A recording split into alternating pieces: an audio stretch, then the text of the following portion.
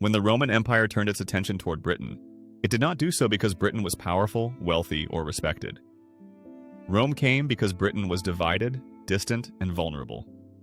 For an empire built on expansion and control, fractured lands were opportunities. Britain, at the edge of the known world, fit that description perfectly. By the 1st century, Rome had mastered the art of conquest. Its armies were disciplined, its leadership experienced, and its systems refined through centuries of warfare. Rome no longer expanded only with swords. It expanded with administration, law, and infrastructure. Britain, by contrast, was still trapped in tribal rivalries. Courage existed, but coordination did not. When Roman forces crossed the Channel, they faced resistance, but never a united defense. Early Roman expeditions into Britain were cautious. The island was far from Rome's center of power and expensive to hold. Initial campaigns tested the land, the people, and the cost. Once Rome committed, however, it applied a familiar strategy. Control key regions. Break major resistance. Integrate the land into the imperial system. The Roman conquest of Britain was not just military domination, it was transformation. Once an area was secured, Roman engineers followed soldiers. Roads were built first, not as symbols of progress, but as tools of control. These roads allowed legions to move quickly, supplies to flow efficiently, and authority to reach distant regions. For the first time, Britain became physically connected from one end to another. Distance lost its power. Roman towns soon followed. These were carefully planned centers of administration, trade, and governance. Markets, bathhouses, forums, and forts appeared where tribal settlements once stood. Urban life changed how people lived and interacted. Trade expanded beyond local exchange. Money replaced barter. Roman coins circulated, tying Britain into a vast imperial economy. Law was another powerful tool. Roman law introduced predictability. Disputes were no longer settled solely through tribal custom or revenge. Courts, penalties, and written rules created order. While Roman justice was often harsh, it was consistent. This consistency allowed stability to grow. Stability encouraged trade.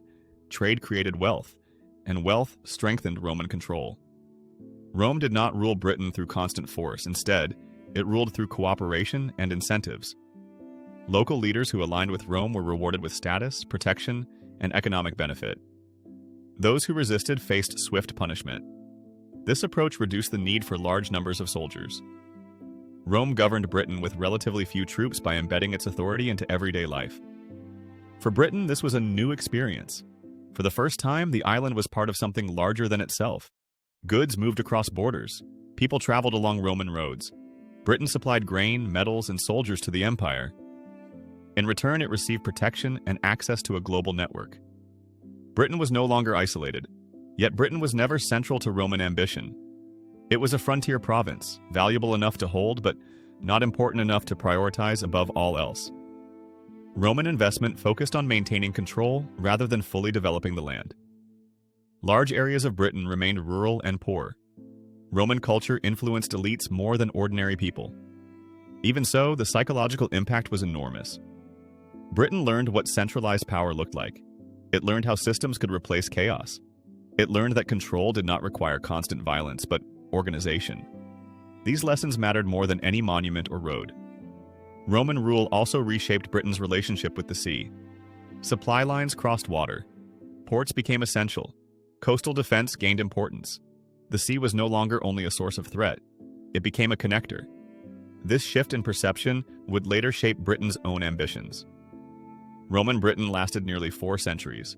Generations grew up knowing only Roman authority. Order became normal.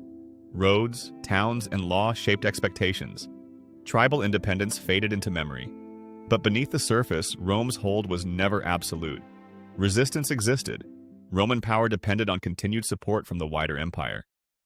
That support eventually weakened. As Rome faced increasing pressure across Europe, resources were stretched thin. Britain became less important. Troops were withdrawn to defend closer territories. Funding declined. Administrative attention faded. In the early 5th century, Rome made a quiet but devastating decision. It left Britain to defend itself. There was no dramatic collapse, no final battle. Roman officials departed. Soldiers left. Payments stopped. The systems that held Britain together slowly unraveled. Roads fell into disrepair. Towns emptied. Trade collapsed. Central authority disappeared. Without Roman protection, Britain was exposed once again. The island had relied on Roman systems without fully learning how to maintain them independently. The knowledge existed, but unity did not. Old divisions resurfaced quickly. Chaos returned. Yet Rome's influence did not vanish completely. Roads still cut across the land. Ruins reminded people of what order once looked like. Britain had experienced centralized power, and that experience changed expectations forever.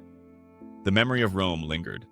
Rome did not turn Britain into an empire, but it planted ideas about governance, infrastructure, law, and control. Britain would later adapt these ideas, refine them, and export them to the world on its own terms. Before that could happen, Britain would face another long period of vulnerability. With Rome gone, the island once again became a target. New invaders would arrive, new identities would form, and Britain would be reshaped yet again. The Roman chapter ended quietly, but its lessons echoed loudly. Britain had seen what organized power could achieve. The next question was whether it could survive without it.